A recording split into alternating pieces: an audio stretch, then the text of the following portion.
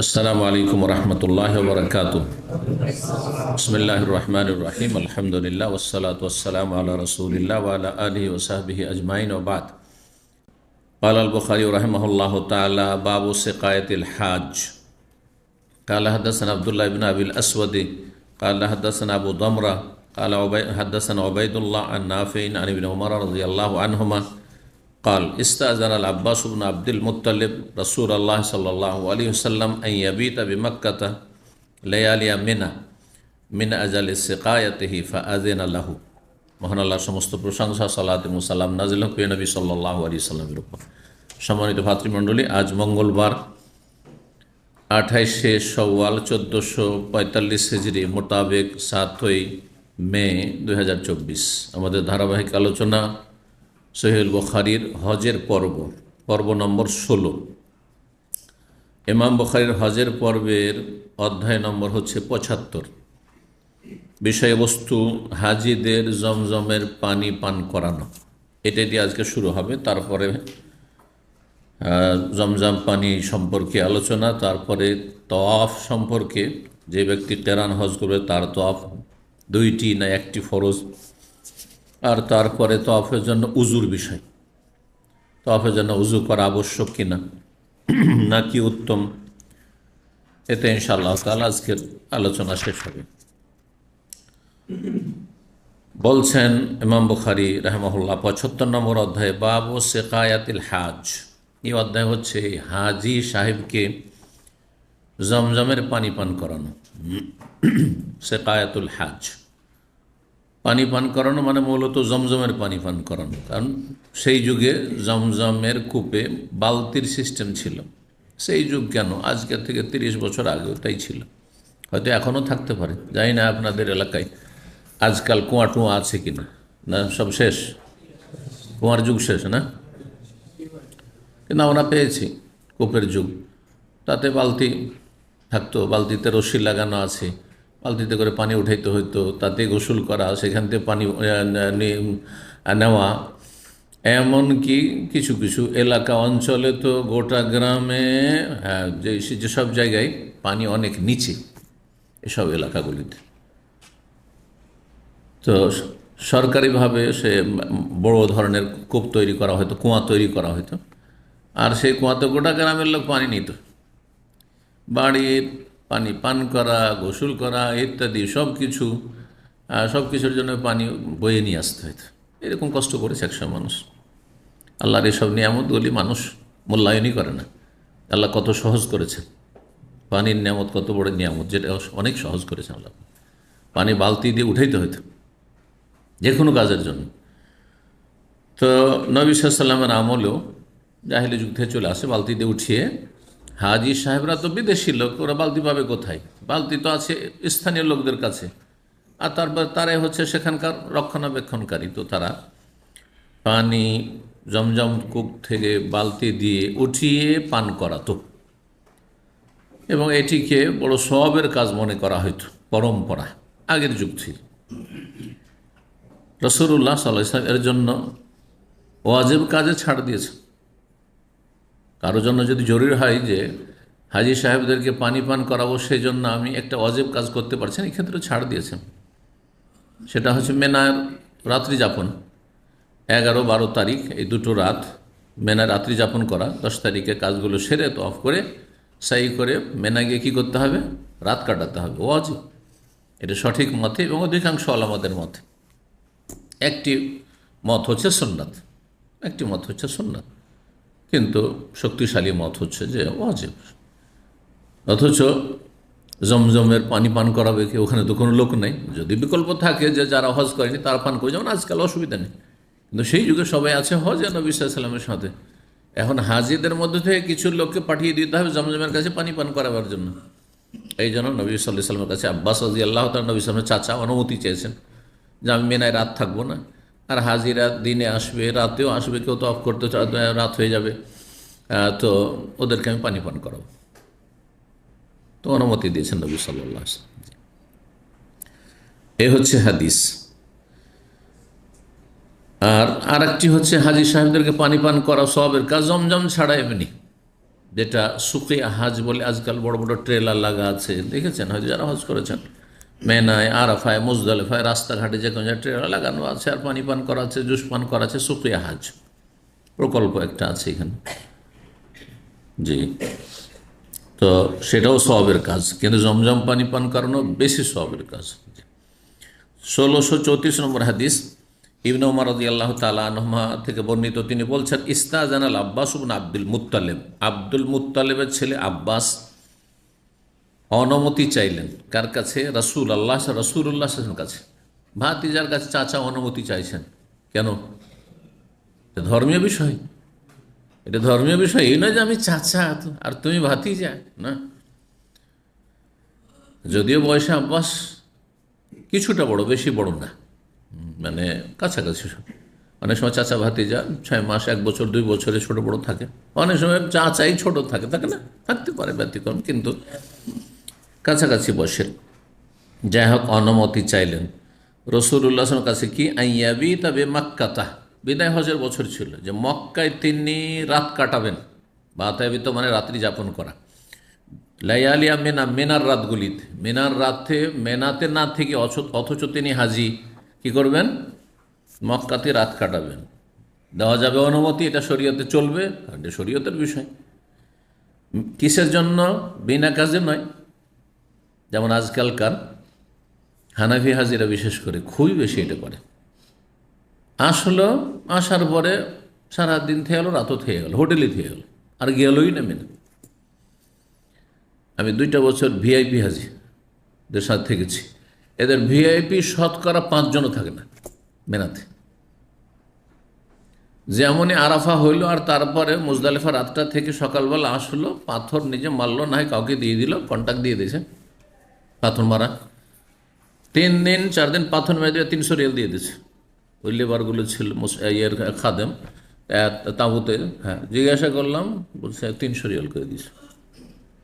তাদের 500 রিয়াল দিলে অসুবিধা নেই, তারা সব বড় বড় ধনকু। তো মনে করে যে পয়সা দিয়ে সব হজ করে নেব। হ্যাঁ, যেমনই আরাফা হইলো, এদিক থেকে এসে সকালবেলা গেল, মক্কা গেল, তো গেল গিয়ে দিল একবার হিলটনে আর জমজম ক্লক টাওয়ারে দিল লম্বা ঘুম, আর ব্যাস, আর আসবে না। কাজ যে বাকি, বিভিন্ন বাহানা। বলছে হানাফি মাযহাবে এটা তো সুন্নাত, রাত কাটানো গেল, এটা সুন্নাত। মানে যেমন দাড়ি সুন্নাত করে জবাই করা চলছে না, আরবদের মধ্যেও চলছে, আর দেশেও যারা মানে বেদাতি ফতোয়া তাদেরও চলছে। আর তারপরে মাকরু মানে খাও। আমি 2টো কথা সরাসরি বলি, মাকরু মানে খাও, আর সুন্নাত মানে ছাড়ো, ঠিক না? দাড়ি সুন্নাত করে দিল, ওয়াজিবকে সুন্নাত দিয়ে, বাস দাড়ি রাখবো না, হ্যাঁ, সারা জীবন রাখবো না, চলে যাব এই চেহারা নিয়ে, যে চেহারা রাসূলুল্লাহ সাহাবায়ে কেরামদের সাথে কোনো মিল নেই, সে চেহারা নিয়ে দুনিয়া থেকে চলে যাব। আর একটা বয়স আছে, তারপরে তো আর কি শখ আছে? দাড়ি সাদা হয়তো লেগেছে, হ্যাঁ, বিবাহ শাদী হয়ে গেছে, আরও কিসের শখ আছে? তারপর ইমানের দুর্বলতা থাকলে যৌবনকালে না হয় থাকে। তো আল্লাহ হেদায়েত করুক। আর এই বিড়িখোর, জর্দাখোর মৌলবী, এই বেদাতি সমাজে জর্দাখোর মৌলবী শতকরা, হ্যাঁ, 1999টা জর্দাখোর মৌলবী বেদাতি মহলে। আপনি খোঁজ নিয়ে দেখবেন, আহলে হাদিস ছাড়া ভালো করে খোঁজ নিয়ে দেখবেন, তাদের সবগুলি জর্দাখোর। আর কিছু কিছু আছে সিগারেট খোর আছে, পীর সিগারেট খোর আছে, জানেন কি না? সিগারেট খোর পীর আছে। বেরেলিবিদের মধ্যে যারা রিজভি বেরেলিবি, তার মধ্যে ম্যাক্সিমাম সিগারেট খায় মোল্লাগুলো, আর দেওবন্দি তবলিগগুলো এরা জর্দা খায়। তামাক এটাও হারাম, ওইটাও হারাম। এই হারামটাকে ওরা কি করে দিয়েছে? মকরু। আর মকরু মানে ঘৃণিত। মকরু শব্দের অর্থ কি? আল্লাহর কাছে ঘৃণিত, রসুলের কাছে ঘৃণিত। তো আপনার কাছে কি করে সেটা ভক্ষণীয়? হ্যাঁ, আউযুবিল্লাহ। ঘৃণিত থাকবে। এই জন্য আমি বলি যে আমাদের দেশ ধর্মটা হচ্ছে সুন্নত মানে ছাড়ো, আর মকরু মানে খাও, করো। আল্লাহ হেদায়েত করুক। তো কি বলতে গিয়ে বললাম, হ্যাঁ, মেনায় থাকা ওয়াজিব, কিন্তু বিশেষ প্রয়োজনে, এমার্জেন্সি, এই কাজ করার জন্য কিছু লোক লাগবে। সিকিউরিটির কাজ করে, নিরাপত্তার ক্ষেত্রে কোথাও নিযুক্ত আছে, তার ছাড়া এই কাজগুলি হবে না। যন্ত্রপাতি তার দায়িত্বে আছে, কোথাও মেশিন চালাতে হবে, তার কোনো বিকল্প নেই। তাহলে আরাফা থেকে এসে আর তো আরাফা মেনে পাথর মেরে গেল, ব্যাস। পাথর মারার ক্ষেত্রে, হ্যাঁ, যেটা বলছিলাম যে ভিআইপিরা কী করে আর আসে না, পাথর মারার ক্ষেত্রে তো কি বানিয়ে দেয়, বদলি পাথর মেরে দিল, পয়সার বিনিময়, এটা হয়ে গেল। আর রাতটা হয়ে গেল সুন্নাত, রাত কাটানোটা হয়ে গেল সুন্নাত। আর এলোই নেই, এলোই নেই। সেখানে কি করলো, ও যাওয়ার আগে বিদায় তফ করে বিদায়, ব্যাস। এ হচ্ছে হজ। আর বিদাতি যত মোয়াল্লেম আসছে, মজহাবি বিদাতি যত মোয়াল্লেম আসছে, তাদের ভুল ফতোয়ার কারণে আর গুমরা হচ্ছে। এই ভিআইপিদের কয়েকজন এসে বললো যে শেখ, এটা সুন্নাত না ওয়াজিব? তো আমি বললাম সঠিক মতে ওয়াজিব। বলছে হানাফি মজহাবে কি? বলছে হানাফি মজহাবের সুন্নাত। ঠিক আছে, মজহাব সুবিধাবাদী, কিন্তু যদি ওটা হাম্বেলি মজহাবে পেতো আর হানাফি মজহাবে ওয়াজিব হতো, তাহলে হাম্বেলি হয়ে যেত। কিন্তু খুব প্রবৃত্তির অনুসারী এরা, এরা হাওয়ার পূজারী, এরা মনের পূজা করে, যেখানে সুবিধা সেখানে আছে। বুঝতে পেরেছেন? তো যাই হোক, আমি বললাম যে ঠিক আছে সুন্নাত, কিন্তু কার সুন্নাত? আমার কাছে ওষুধ আছে, যেমন রোগ তেমন ওষুধ। দাওয়াতে ময়দানে কাজ করে অভিজ্ঞতা। তাহলে কার সুন্নাত? এটা আমার সুন্নাত না আমার বাবার, না আপনার বাবার সুন্নাত? কার সুন্নাত? বলছে রসুল্লাহের সুন্নাত। কার সুন্নাত? রসুল্লাহ। রসুল্লাহ সুন্নাত পালন করতে হবে না ছাড়তে হবে, বলেন? উত্তর দেয় একটা একটা করে। তখন চুপ হয়ে গেছে। সুন্নতি মেনে নিলাম, জাহানাফি মজহাবের সুন্নাত। তো সুন্নত পালন করার জন্য না ছাড়ার জন্য? পালন করার জন্য। তো পালন করেন, থাকেন এখানে, রাত কাটান। আর চুপ হয়ে গেছে। বেশ কিছু লোক এই আলোচনাতে হেদায়ত হয়ে তারা ফিরে এসছে মক্কা থেকে, নাহলে তারা ফিরতো না, কারণ তাদের বেদাতি মোল্লা উস্কারি দিতে আছে, মেনাই রাত থাকা শোন না। বুঝতে পেরেছেন? এরাই গুমরা করছে বেশি। আল্লাহ হেদায়ত দান করুন। তো 1635 নম্বর হাদিস। তারপরে ইবনে আব্বাস রাদিয়াল্লাহু তাআলা আনহুতে বর্ণিত, তিনি বলছেন আন্না রাসূলুল্লাহ জাআ ইলা সিকায়াতে, রাসূলুল্লাহ সাল্লাল্লাহু আলাইহি ওয়াসাল্লাম আসলেন পানি পানের জায়গায়, যেখানে জমজম পানি কূপ থেকে উঠিয়ে পান করানো হচ্ছিল। ফাস্তাসকা, আর তারপরে পানি পান করতে চাইলেন। ইস্তিসকা, এখান থেকে ইস্তিসকার সালাত, ইস্তিসকার সালাত। ফাস্তাসকা থেকে মাসদার হচ্ছে ইস্তিসকা। কেন? ইস্তিসকার সালাতে কি করেন? আল্লাহর কাছে পানি পান করতে চাইছেন, আল্লাহ পানি দাও, আল্লাহ বৃষ্টি দাও, পানি চাও। সুকিয়া থেকে। ফকাল আব্বাস, দায়িত্বশীল ছিলেন আব্বাস, যেহেতু এসছেন উনি ওখান থেকে, মেনা থেকে, আর এখানে রাত দিন লেগে আছেন পানি পান করার খেদমতে। চাচা বললেন নবী সাল্লাল্লাহু আলাইহি ওয়াসাল্লাম, ইয়া ফজল, হে ফজল। ফজল কে? হ্যাঁ, আব্বাসের ছেলে, আব্বাসের ছেলে ফজল ইবনে আব্বাস, ফজল ইবনে আব্বাস। আর এক ছেলের নাম হচ্ছে আব্দুল্লাহ ইবনে আব্বাস। আব্দুল্লাহ ইবনে আব্বাস এলমে প্রসিদ্ধ হয়েছেন, খ্যাতি লাভ করেছেন। জি। তো হে ফজল, ইযহাব ইলা উম্মিক, তোমার মায়ের কাছে যাও, মানে বাড়ি আছে। কারণ আব্বাস রাদিয়াল্লাহু তাআলা তো শেষ জামানাতে মুসলমান হয়েছেন, মক্কা বিজয়ের বছর, তো এখানে বাড়িও আছে, ওর মাও আছে। তো যাও, তোমার মার কাছে যাও। ফাতে রাসূলুল্লাহ বিশারাবিন মিন ইনদিহা, রাসূলুল্লাহ সাল্লাল্লাহু আলাইহি ওয়াসাল্লামের জন্য পানি নিয়ে আসো জমজমের তোমার মায়ের কাছ থেকে, বাড়ির থেকে ভালো পানিটা নিয়ে এসো। কারণ এখানকার পানি বালতিতে কত রকম মানুষ এসে হাত ডুবাচ্ছে, হাত দিচ্ছে, এই পানি রাসূলুল্লাহ পান করতে দেবো না। আরবদের মধ্যে এক অপরের জুঠা খাওয়াটা কোনো আইবের বিষয় নাই, জানেন না? জানেন না? জি। মানে এই যে আপনারা প্লেটে খাচ্ছেন, খাওয়া দাওয়ার পরে চলে যাওয়ার পরে যদি খাবার থেকেও যায়, এই বাঙালি জাতি খাবে না, ইন্ডিয়ান জাতি খাবে না, খাবে? যদিও গোস্ত আছে, যদিও ভাত আছে, তারপর খাবে না। কিন্তু আরবদের বিয়ে শাদিতে কেউ গিয়েছেন অলিমাতে, বা এরকম দেখেছেন? অলিমাতে কি হয়, আগে বড়রা খেয়ে নেবে। আমি কয়েকটা অলিমা তাদের শরিক হয়েছি, বিশাল বিশাল আপনার সেই সাহান, এই সাহানের 7 গুণ 8 গুণ কি 10 গুণই হবে, বিশাল সাহান। পেছনটা একটা মিডিলটা একদম উঁচা করা আছে, যাতে খেতে সুবিধা হয়, একবারে নিচা না হইতে হয়। দেখেছেন এরকম সাহান? না দেখেননি? আর তারপরে তার বিভিন্ন খাবার রাখা আছে।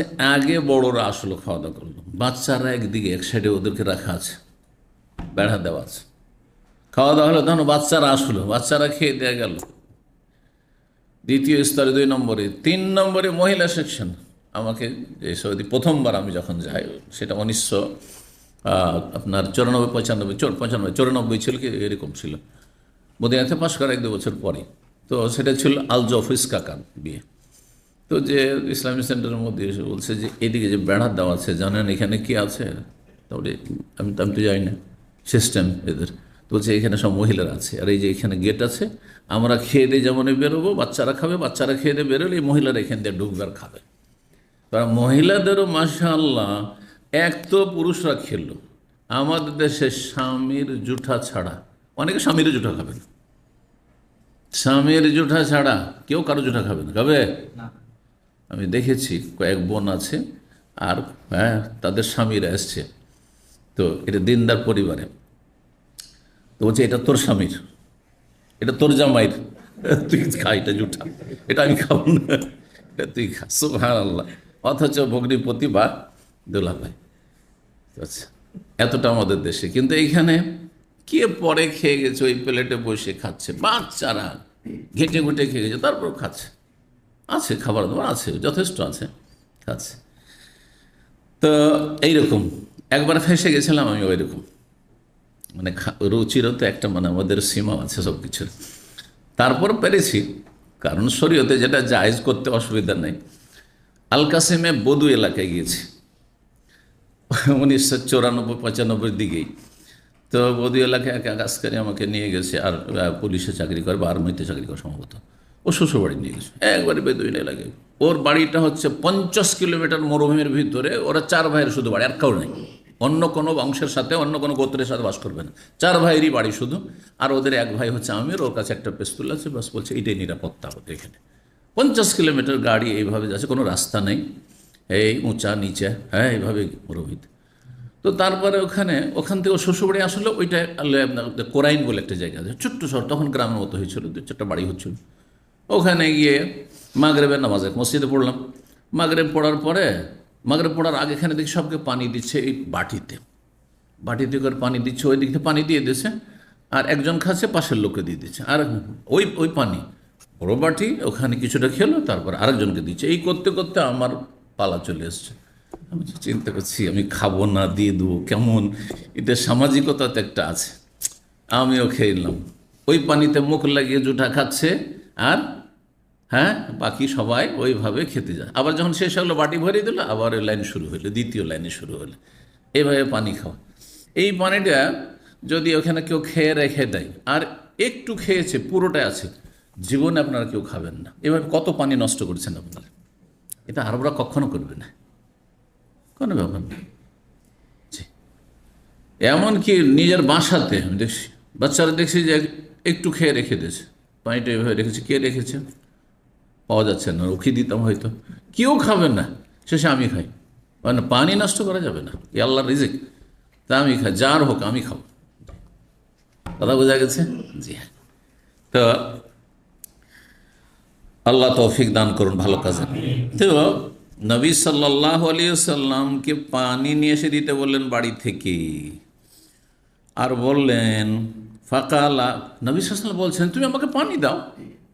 তাকে বলছে পানি এখানে তুমি বালতিতে উঠাচ্ছ, তুমি পানি খাওয়া আমাকে, হ্যাঁ পানি দাও। কালা ইয়া রাসূলুল্লাহ, বলছেন আল্লাহ রসুল, ইন্নাহুম ইয়াজআলুনা, দেখেন আল্লাহ রসুল বলছেন ভাতিজাকে, এ কথা বলছেন না যে ভাতিজা, হ্যাঁ এ মোহাম্মদ, ভাতিজাকে নাম বললে কোনো দোষের কথা নেই, তাই না? তারপর ছোট, মানেও ছোট আর বয়সেও ছোট, শুধু মানে বংশীয় মানে ছোট, ইসলামের মানে অনেক বড়, নবী সাল্লাল্লাহু আলাইহি ওয়াসাল্লাম বড়। নবী সাল্লাল্লাহু আলাইহি ওয়াসাল্লামকে মুহাম্মদ বলে ডাকা কোনো উম্মতের জন্য জায়েজ নাই।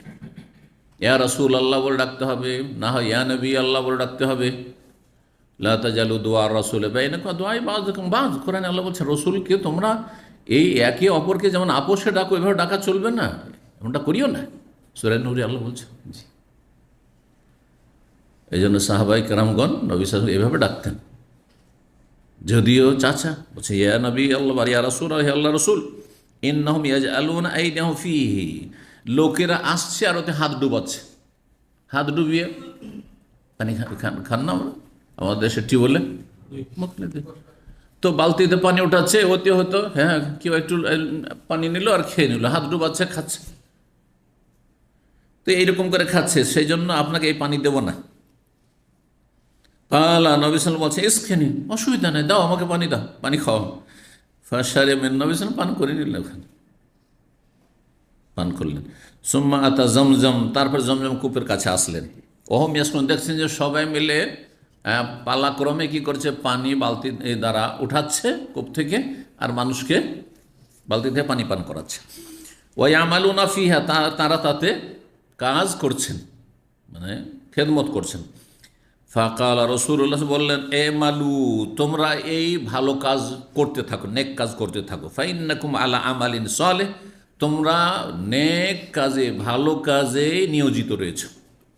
সুম্মা কালা, তারপরে বললেন রাসূলুল্লাহ সাল্লাল্লাহু আলাইহি ওয়াসাল্লাম, লাউলা আন তুগলাবু, যদি আমার আশঙ্কা না হইতো যে তোমরা ভিড়ে তোমরা হেরে যাবে। শাব্দিক অর্থ হেরে যাও, কিন্তু হেরে যাওয়ার অর্থ দিয়ে ভাবটা প্রকাশ পায় না, সেজন্য ভাব অর্থ বলে। সবসময় শাব্দিক অর্থ দিয়ে ভাব প্রকাশ পায় না। তুগলাবুর শাব্দিক অর্থ মানে হেরে যাওয়া, অপারগ হয়ে যাওয়া। লাউলা আন তুগলাবু, যদি এই আশঙ্কা না থাকতো যে তোমরা ভিড় ভাড়ে তোমরা কি হয়ে যাবে, তোমরা ভিড় ভাড়ে বা এই ভিড়ে তোমরা কি হয়ে যাবে, অপারগ হয়ে যাবে, অথবা তোমরা পানি পান করাবার সুযোগ পাবে না, কাড়াকাড়ি শুরু হয়ে যাবে। লাউলা আন তুগলাবু, যদি এমন আশঙ্কা না হইতো যে অন্যদের কাছে তোমাদেরকে কি হয়ে যেতে হবে, অপারগ হয়ে যেতে হবে, কেন সবাই বালতি নিয়ে কাড়াকাড়ি শুরু করে দেবে। যদি এই আশঙ্কা না থাকতো তাহলে লা নাজালতু, তাহলে আমি জমজম কূপের কাছে নামতাম, অবতরণ করতাম। হাত্তা আদাল হাবল আলা হাজিহি, আর তারপর রশ্মি আমার কাঁধের ওপর রেখে বালতি নামাইতাম। তাহলে বালতি তাহলে বড় বালতি ছিল, বালতি নামাইতাম। আর তারপরে নবী সাল্লাল্লাহু আলাইহি ওয়াসাল্লাম আলা হাজিহি বলার পরে ইঙ্গিত করলেন কাঁধের দিকে, যে কাঁধে রশি নিয়ে বালতি নামাইতাম, আমার নিজের হাতে আমি পানি জমজম কূপ থেকে উঠাইতাম বালতি দ্বারা, আর উঠে আমি এই খেদমত করতাম, মানুষকে পানি পান করাইতাম। এত নেকির কাজ এটি আমি রাসূলুল্লাহ করতাম। কিন্তু আমাকে যদি করতে দেখে নাই যে রাসূলুল্লাহ সব নিজে পানি জমজম কূপ থেকে উঠিয়ে মানুষকে পান করাচ্ছেন, তাহলে সবাই একটা চান্স নেওয়ার চেষ্টা করবে। আর সবাই যদি চান্স নেওয়া শুরু করে, তার তোমাদেরকে ধাক্কা দিয়ে কোথাও বের করে দেবে। এই কুরাইশ বংশের বা এই হাশেম বংশের আব্বাস, তোমরা যা আছো, তোমাদের পরিবারের লোকেরা পান করাচ্ছ, বা যারা এই দায়িত্বে কয়েকজন রয়েছে, সবকে ধাক্কা দিয়ে কোথায় কি করে দেবে, হার মানতে বাধ্য করেছে। তোমরা পাত্তাই পাবে না ওইখানে। লওলান্ত উগলাবুরি অর্থ। কখনো কখনো এইরকমটা করতে হয় যে আমি যদি লাগি তো এইখানে ঝামেলা বেঁধে যাবে, এই জায়গায় আমি গেলে এখানে ঝামেলা হয়ে যাবে, যাবেন না ওখানে। ৭৬ নম্বর অধ্যায়, বাবু মা জাফি জমজম। অধ্যায় হচ্ছে জমজম কূপ সম্পর্কে বা জমজম পানি সম্পর্কে যা এসেছে। জমজম পানি সম্পর্কে, বিশেষ করে জমজম পানি সম্পর্কে যা বর্ণিত হয়েছে। জমজম পানিকে জমজম কেন বলে, ভাষাবিদেরা বিভিন্ন ব্যাখ্যা করেছে। তার মধ্যে প্রসিদ্ধ যে ব্যাখ্যাটি, সেটা হচ্ছে ইসমাইল আলাইহিস সালামের মা, তার নাম কি ছিল, হাজার, শুদ্ধ নাম, কিন্তু আমাদের দেশে হাজেরা বলে পরিচিত, হাজেরা নয়, হাজার। আরবদের মতো করে নাম রাখেন। তো তিনি যখন দেখলেন যে এইরকম জায়গায় যেখানে পানি নেই, কিছু নেই, পিপাসায় বাচ্চা মরতে যাচ্ছে, মরমর অবস্থা, আমার অবস্থা খারাপ হয়েছে পিপাসাতে, সেই সময় পানি বের হওয়া শুরু হয়েছে, পানির ফোয়ারার মতো বের হওয়া শুরু হয়েছে, আর চারিদিকে পানি ছড়িয়ে যাচ্ছে, পানি চারিদিকে বয়ে চলে যাচ্ছে। তো তিনি ভাবছেন এই পানিটা এইভাবে ছড়িয়ে গিয়ে তো কিছুক্ষণ পর শুকিয়ে যাবে, তাতে আবার পিপাসায় মরবো, তো পানিটাকে ঘেরে দিই, তাহলে পানিটা এখানে জমে থাকবে, তো আমাদের এই পানিটা কাজে আসবে। তখন তিনি চারিদিক থেকে আপনার বালি টালি যা কিছু আছে বা পাথর আছে তা দিয়ে ঘেরা শুরু করলেন, যেমন কূপের বা কুয়ার পাট ঘেরা হয়, ওইভাবে ঘেরা শুরু করলেন। আর এইটাকে জমজম মানে থামো, যেমন আমরা বলি, ঠিক ওইটা হচ্ছে জমজম। এই কথাটা বলেছিলেন হাজার বলে বর্ণিত আছে। সেসব কাহিনীতে, আম্বিয়াদের যে কাহিনী বা হাজারের কাহিনীতে। আল্লাহ তাআলা আলাম। তো জমজম পানি সম্পর্কে যা বর্ণিত হয়েছে 1636 নম্বর হাদিস। আনাস বিন মালিক রাদিয়াল্লাহু তাআলা বলছেন, কান আবু যার ইউহাদ্দিস, আবু যার রাদিয়াল্লাহু তাআলা আনহু হাদিস বর্ণনা করছেন, আন্না রাসূলুল্লাহ কাল, রাসূলুল্লাহ সাল্লাল্লাহু বলেছেন মেরাজের ঘটনা সম্পর্কে, ফোরেজা সাকফি, আমার ছাদকে ছিদ্র করে দেওয়া হয়। নবী সাল্লাল্লাহু বাড়ির ছাদকে কি করা হয়? ছিদ্র করা। নবী সাল্লাল্লাহু তাহলে বাড়ির গেট দিয়ে, দরজা দিয়ে, রুমের দরজা দিয়ে বের করে নিয়ে যাওয়া হয়নি, আর বাড়ির গেট দিয়ে বের করেন, ওপর থেকে ছিদ্র করে ওপর দিয়ে উঠিয়ে নেওয়া হয়েছে। শুনেছেন এটা না? শোনেননি? পরে যায় স্পষ্ট। ওয়ানাবে মক্কা, আমি মক্কায় ছিলাম। শুধু একটি সমস্যা হচ্ছে যে এখানে আমার ছাদ কি করা হয়েছে? ছিদ্র করা হয়েছে। অথচ সহি হাদিস রয়েছে যে উম্মে হানির বাড়িতে ওই দিন নবী সাল্লাল্লাহু আলাইহি ওয়াসাল্লাম রাত্রে ছিলেন। উম্মে হানির বাড়িতে, উম্মে হানির চাচাতো বোন, আর বয়সে অনেক বড়, তার বাড়িতে ছিলেন নবী সাল্লাল্লাহু আলাইহি ওয়াসাল্লাম। উম্মে হানির বাড়িতে নিয়ে যাওয়া হয়েছে, চাচাতো বোন। আর এখানে বলা হচ্ছে আমার ছাদ। তো এই দুটোতে সমন্বয় কি? দ্বন্দ্ব, তাই না? নবীর বাড়ি স্বয়ং নাকি উম্মে হানির বাড়ি? তা আসলে উম্মে হানির বাড়ি ছিল। হ্যাঁ, কিন্তু উম্মে হানির বাড়ি নিজের নিকট আত্মীয়র বাড়িকে নিজের বাড়ি বলা হয়। আমাদের জয়েন্ট ফ্যামিলিতে, হ্যাঁ, এক দাদা, আমাদের দাদা আর তার 5টা ছেলে, আর 5 ছেলের যত ছেলে মেয়ে সব একসাথে আমাদের জয়েন্ট ফ্যামিলি থাকে না? এক সময় এক পরিবারে 20 থেকে 50 জন সব একসাথে খাওয়া দাওয়া করছে, থাকছে। আর চাচাতো ভাইদেরকে, চাচাতো বন্ধুদেরকে আমাদের ফ্যামিলির লোকেরা, আমাদের ফ্যামিলির সদস্য। আজকাল খানিকটা কি হয়েছে, একটু শিক্ষিত হয়েছে, একটু মানুষ চাষাবাদ থেকে স্বাধীন হয়ে গেছে, তারপরে ঘর গৃহস্থী বাদ দিয়ে সবাই নিজের নিজের বিয়ে করেছে, কে কোথায় থাকছে, কে কোথায় চাকরি পেয়েছে, কে কোথায় থাকছে, সেই জন্য বলে যে ফ্যামিলি মানে স্বামী স্ত্রী আর ছেলে মেয়ে। কিন্তু এটা আমাদের সেই বুঝ ছিল না, কিন্তু বা পুরোনো যুগে ছিল না এটা। তো এই জন্য বলেছেন যে আমার ছাদ মানে বোনের বাড়ির, হ্যাঁ, ছাদ সেটা আমার বাড়ি, আমাদেরই বাড়ি। ফানাজাল জিবরাইল ইসলাম, জিবরাইল ইসলাম নেমে আসলেন ওই ছিদ্র দিয়ে ছাদের। ফাফারাজা সাদরি, আর তারপরে আমার সিনাকে চাক করলেন, মানে বিদীর্ণ করলেন। হ্যাঁ, চাক করা বুঝেন? সিনা চাক করা বুঝেন না? হ্যাঁ, সহজ বাংলা এটা। আর বিদীর্ণ করা, ফেড়ে দেওয়া, সহজ কথা। জি। ওয়ানাবে কি বলছেন? সুম্মা গাসালবে মায়েজ, তারপরে জমজম পানি দিয়ে ধৌত করলেন। নবী সাল্লাল্লাহু আলাইহি ওয়াসাল্লামের কলবকে জিবরাইল আলাইহিস সালাম জমজম পানি দিয়ে ধুইছেন, তার মানে জমজম পানি কত বরকতের, তাহলে এটা হচ্ছে দেখানোর উদ্দেশ্য। সুম্মা যাবে তাসতিমিন জাহাব, তারপরে একটি স্বর্ণের তস্ত নিয়ে আসলেন। তস্ত কিন্তু বাংলাতে ব্যবহার হয়, তস্ত বাংলাতে ব্যবহার হয়। বুঝেন না? বুঝেন না? আগের যুগে মেহমানেরা যেহেতু বিয়ে সাথে একটা তস্ত নিয়ে আসতো, পিতলের বা আপনার আর কে কাঁসার, আর তাতে হাত ধুইত। কি বলেন ওটাকে? হ্যাঁ, সেলিমচি, হ্যাঁ, ওইটাও বলে। আর তস্ত বুঝেন না? ওইটাকে তস্তও বলে। তস্ত আরবিতে, আর বাংলাতে তস্ত বলে, অনেক এলাকাতে তস্ত বলে। সেটাই ছিল স্বর্ণের। স্বর্ণ পুরুষদের জন্য হারাম, কিন্তু এইটা দুনিয়ার জগৎ না, জিবরাইল আলাইহিস সালাম ব্যবহার করছেন, আর সেটা হচ্ছে অন্য জগৎ। বোঝা গেছে? জান্নাতে এই জন্য স্বর্ণ আমাদের ব্যবহার করব আমরা। স্বর্ণের অলংকার পুরুষদের থাকবে, রেশম দুনিয়াতে হারাম, কিন্তু জান্নাতে রেশমে আমাদের পোশাক থাকবে। তো জিবরাইল আলাইহিস সালাম যেটা ব্যবহার করছে সেটা অন্য জগৎ, সেটা পার্থিব জগৎ না, যদিও সেটা মক্কাতে ব্যবহার হচ্ছে। যেই তস্তে, যে পাত্রে কি ছিল? মুমতালিয়ন হেকমাতান ওয়া ঈমানান, যে তস্ত পরিপূর্ণ ছিল প্রজ্ঞা, হেকমত এবং ঈমানে। হেকমত মানে ইলম, জ্ঞান। হেকমত মানে জ্ঞান। কোরআন এবং হাদিস হচ্ছে হেকমা, সবচেয়ে বড় হেকমা। যখন কিতাবের সাথে হেকমার কথা আল্লাহ কোরআনে বলেছেন, তো কিতাব মানে কোরআন কারীম, আর হেকমা মানে তখন হাদিস। হেকমা মানে তখন সুন্নাহ, হাদিস, হাদিস হচ্ছে ওহী। মোবাইল বন্ধ। ফাআফরাগাহা ফিস সাদরি, তারপরে কি করলেন? ফাআফরাগা ফিস সাদরি সুম্মা আতবাকাহু, ওই যে পানি দিয়ে ধৌত করলেন, আর তারপরে স্বর্ণের পাত্র নিয়ে এসে হেকমত আর ঈমান দিয়ে ভরপুর করে দিলেন, আর সিনাতে সে হেকমত আর ঈমান ভরপুর করে দিলেন, ভরে দিলেন। সোম্মা আতবাকাহু, তারপরে সেটাকে বন্ধ করে দিন। আতবাকা মানে বন্ধ করে দেওয়া, বন্ধ করে দিলেন। সোম্মা আখাযা বিয়াদি, তারপরে আমার হাত ধরলেন। ফাআরাজা বি ইলা সামাইদ দুনিয়া, তারপরে আমাকে প্রথম আকাশে নিয়ে গেলেন, প্রথম আকাশে নিয়ে গেলেন। ফাকালা জিবরাইল আলাইহিস সালাম বলছে লিখাজিনিস সামা, জিবরাইল আলাইহিস সালাম যখন প্রথম আকাশে গেলেন, আকাশের যে দায়িত্বশীল নিযুক্ত ফেরেশতা, দায়িত্বশীলকে বললেন ইফতাহ, খোলো। কালা মান হাযা, কে? কালা জিবরিল, মানে আনা জিবরিল। তাহলে বোঝা গেল যে বলার শিষ্টাচার আদব হচ্ছে নাম বলবেন আপনি। বাড়িতে ঢুকছেন আর স্ত্রী বলছে কে, কলিং বেল টিপেছেন, কে? আমি আছি, খোলো। এটা ঠিক নয়।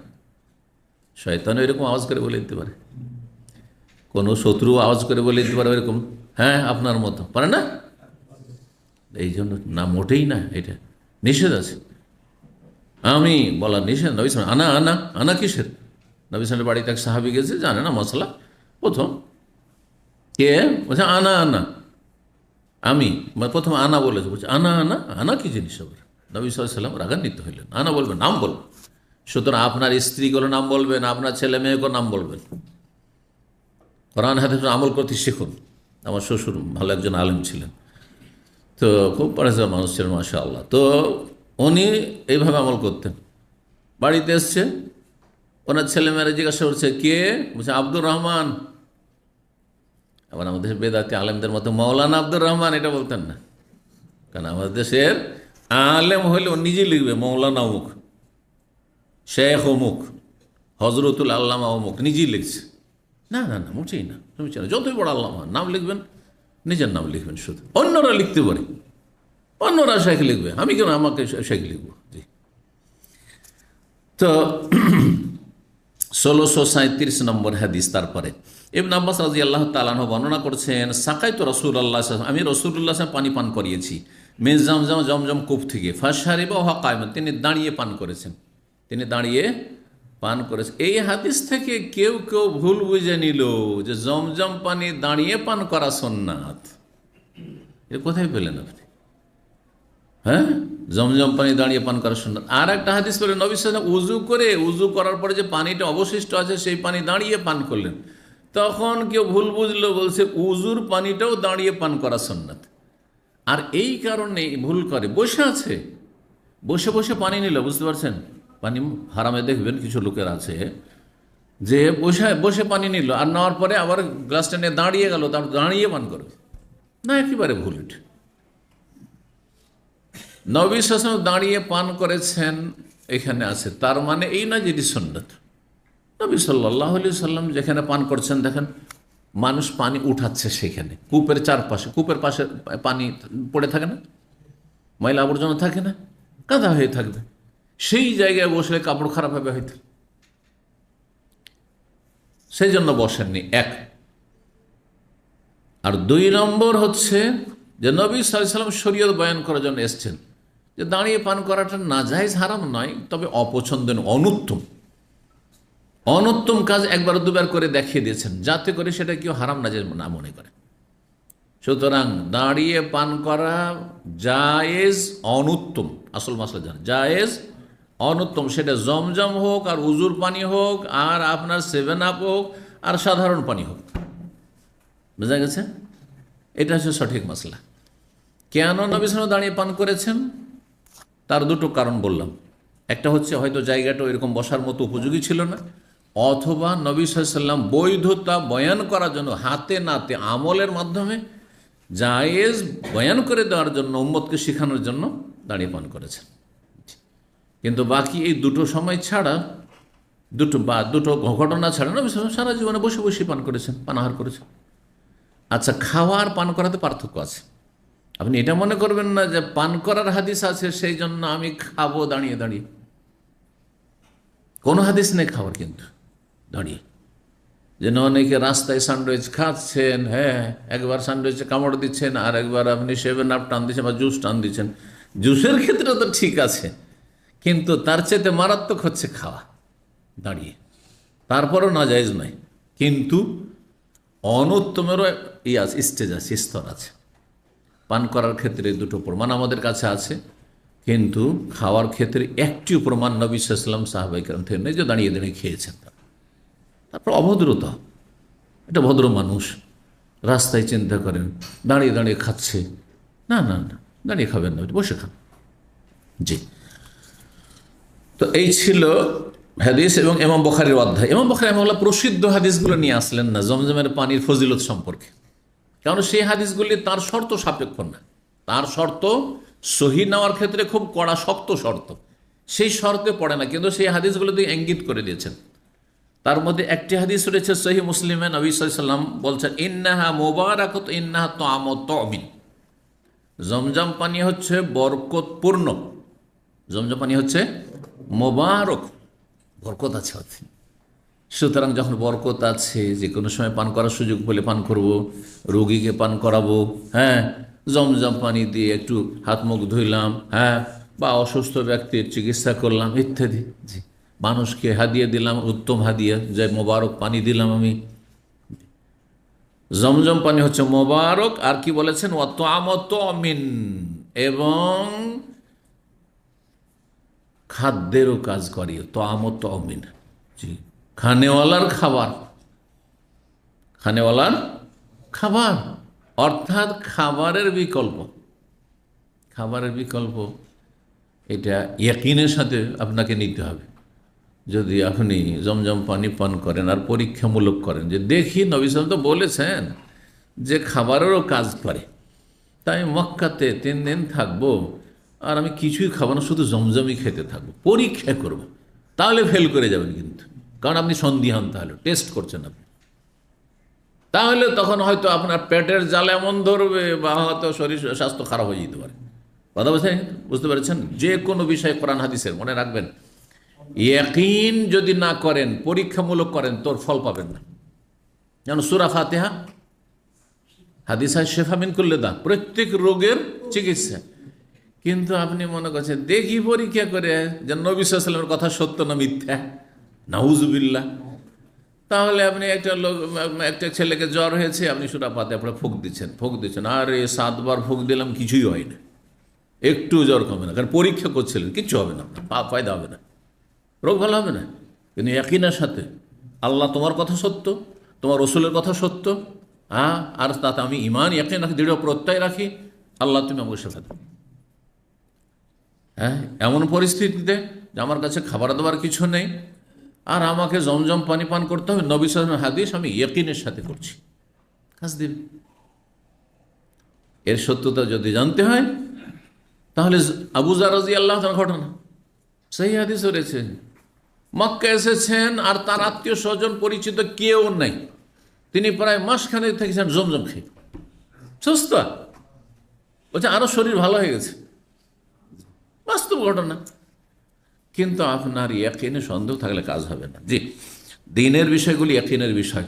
সূরা ইখলাস, ফালাক, নাস, এগুলো রুকিয়া, হ্যাঁ, এগুলো দ্বারা চিকিৎসা ইত্যাদি, সেহের জাদুর চিকিৎসা ফালাক নাসে আছে। কিন্তু আপনার যদি সন্দেহ থাকে বা সন্দেহ নাই, কিন্তু দেখি পরীক্ষা করে দেখি হচ্ছে কি হচ্ছে না, একটু সেহের জাদু লাগছে তো ফালাক নাস পড়ে ফুঁক দিই। নবী সাল্লাল্লাহু আলাইহি ওয়াসাল্লামের জাদুর যে ইহুদি করেছিল তার চিকিৎসার জন্য যেহেতু নাজল করা হয়েছে, তাহলে কাজ হবে না, আপনার কাজ হবে না, ইয়াকিন মজবুত হইতে হবে।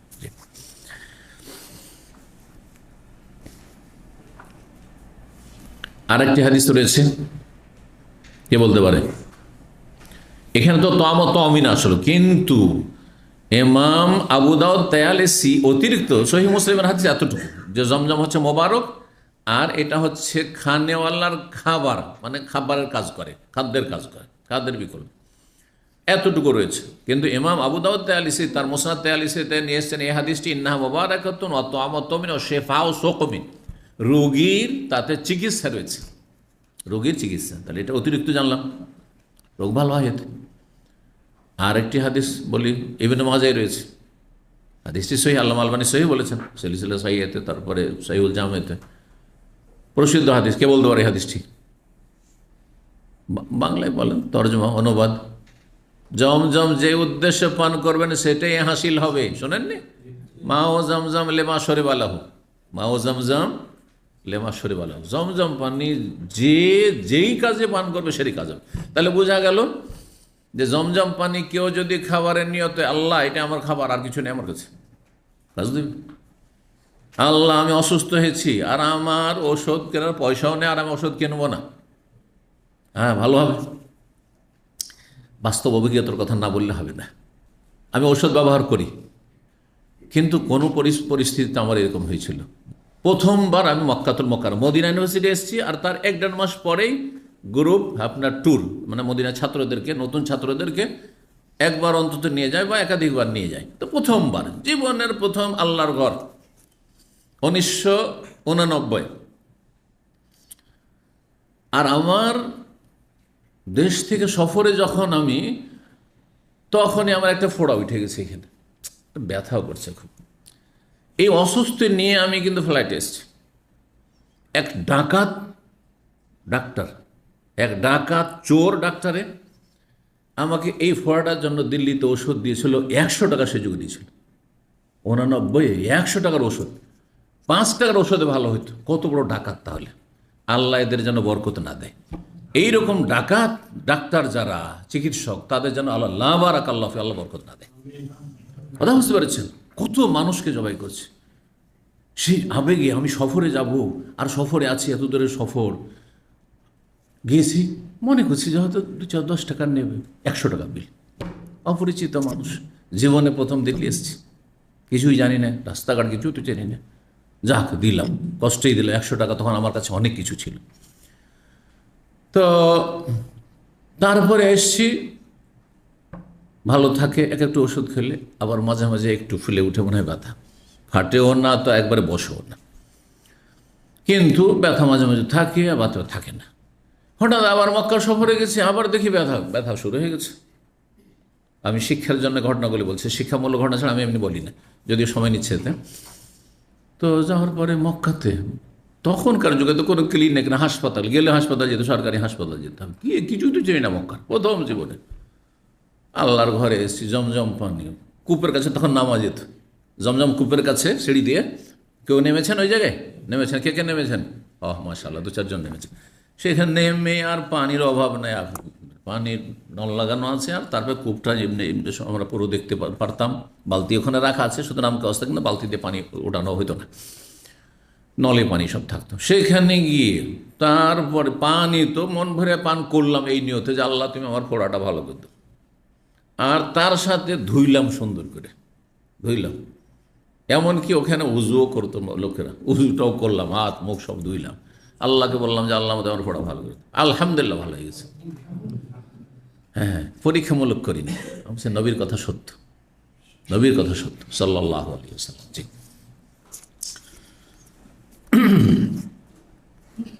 নবী সাল্লাল্লাহু দাঁড়িয়ে পান করেছেন। আসেম বলছেন ফাহালাফা ইকরামা, ইকরামা কসম করে বলছেন মা কানা ইয়াউমাইয ইল্লা আলা বাইর, মানে এই ইকরামা অস্বীকার করছেন নবী সাল্লাল্লাহু আলাইহি ওয়াসাল্লাম জমজম পানি দাঁড় হয়ে বা দাঁড়িয়ে পান করাকে অস্বীকার করছে। বলছেন যে এটা কি করে হয়? নবী সাল্লাল্লাহু আলাইহি ওয়াসাল্লাম তো উটের পিঠে বসেছিলেন, তো উটের পিঠে বসে তাহলে দাঁড়ানো কি করে হইতে পারে? না হইতে পারে, উটের পিঠে নামতেও পারেন। সুতরাং তার এই মানে আপত্তি করা এটা যুক্তিসঙ্গত নয়। কখনো উটের পিঠে ছিলেন, তো কখনো নেমেছেন হয়তো উটের পিঠ থেকে। জি, 77 নম্বর অধ্যায়, বাবু তওয়াফিল কারি। এই অধ্যায় হচ্ছে কেরানকারীর তওয়াফ সম্পর্কে। শুধু কেরানকারীর তওয়াফ কেন ইমাম বুখারী অধ্যায় কায়েম করলেন? কেন বললেন না তামাত্তু হজ যে করবে তার তওয়াফ, যে হজে এফরাদ করবে তার তওয়াফ? হজে এফরাদে যেহেতু শুধু হজ, একটি তওয়াফ ফরজ। একটি তওয়াফ কি ফরজ, রোকন। কোনটি? 10 তারিখের তওয়াফে এফাজা, যার অপর নাম হচ্ছে তওয়াফে জিয়ারা। ফেকার কেতাবে তওয়াফে জিয়ারা, আর হাদিসে তওয়াফে এফাজা। জি, হজের তামাত্তুতে উমরা আলাদা আর হজ আলাদা। সুতরাং উমরার জন্য একটি ফরজ, উমরাতে করলেন, আর হজের জন্য আরেকটি করতে হবে 10 তারিখে। তো এটাও স্বীকৃত সবার কাছে, তাই না?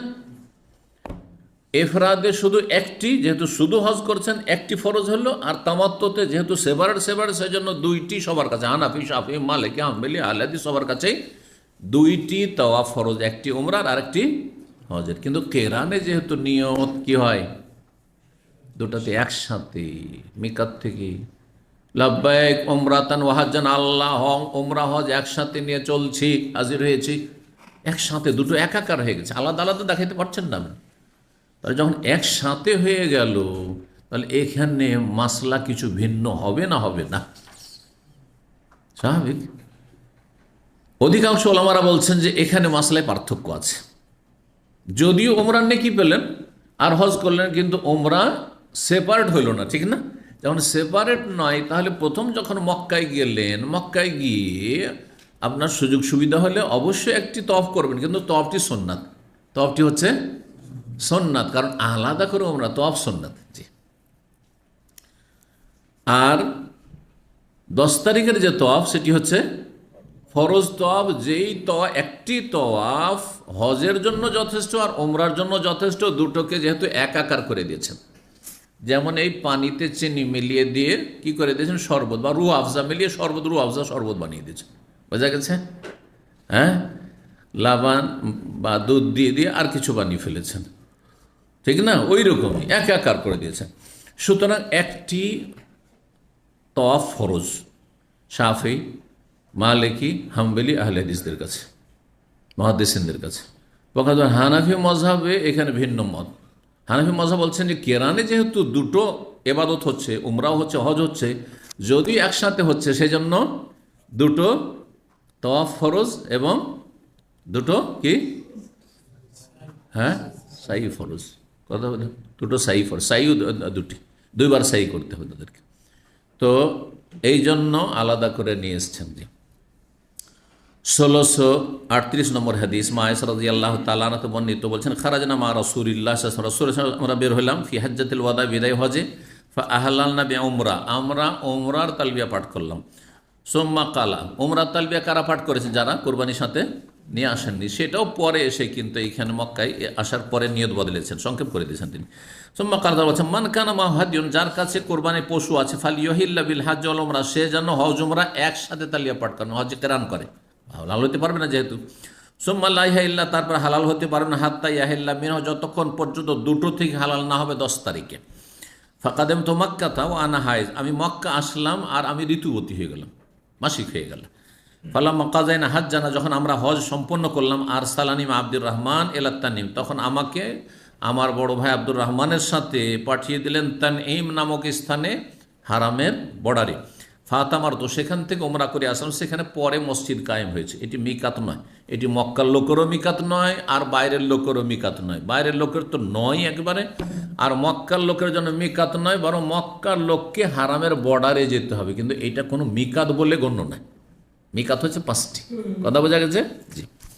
মক্কার লোকের জন্য সতর্কতা যে তারা হারামের বাইরে থেকে একটু তালবিয়া পাঠ করে আসবে ওমরাতে, কিন্তু হজে বাড়ি থেকে যেতে পারবে, হজে বাড়ি থেকে যেতে পারবে, যেহেতু আরাফাতে গিয়ে হারামের বাইরে যাচ্ছে। জি। তারপরে উমরা করলাম। ফাকালা নবী সাল্লাল্লাহু আলাইহি ওয়াসাল্লাম বললেন, হাজিহি মাকানা, উমরা থেকে, এটা হচ্ছে তোমার যে উমরা যেটা করতে পারোনি মাসিকের কারণে, সেটার বিকল্প, সেটার জায়গায়।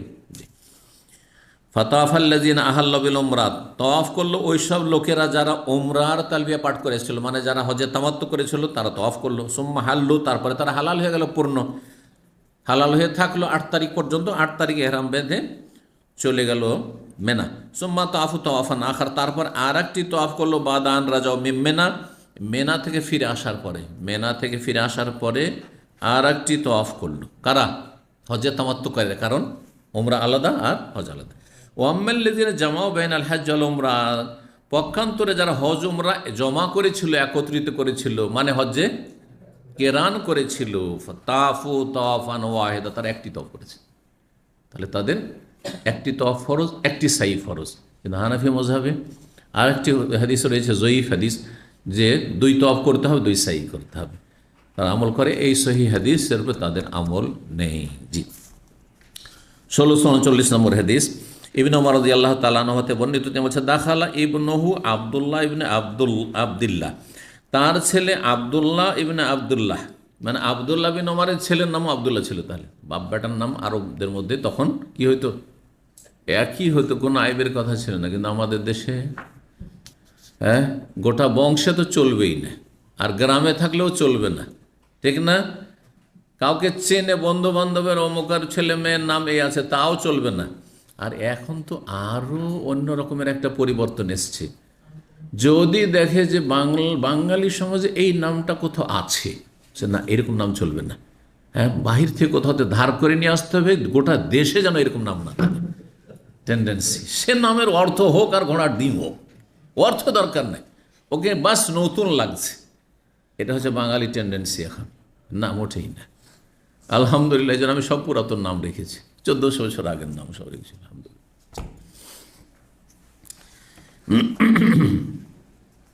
তো বলছেন ওয়াজাহরুহু ফিদ্দারে, অর্থাৎ তার বাহন তার বাড়িতে প্রস্তুত ছিল হজের সফরে বের হওয়ার জন্য। ফাকাল ইন্নী লা আমানা ইয়াকুনাল আম বাইনান নাসি কিতালুন, আমি নিরাপদ নয় বা নিরাপদ মনে করছি না যে এই বছরে কি হতে পারে, মানুষের লড়াই হইতে পারে। এই বছরে মক্কায় লড়াই সংগঠিত হইতে পারে, হজে নিরাপত্তা হয়তো থাকবে না, ওই রকমের একটা পরিস্থিতি হয়েছিল লড়াইয়ের।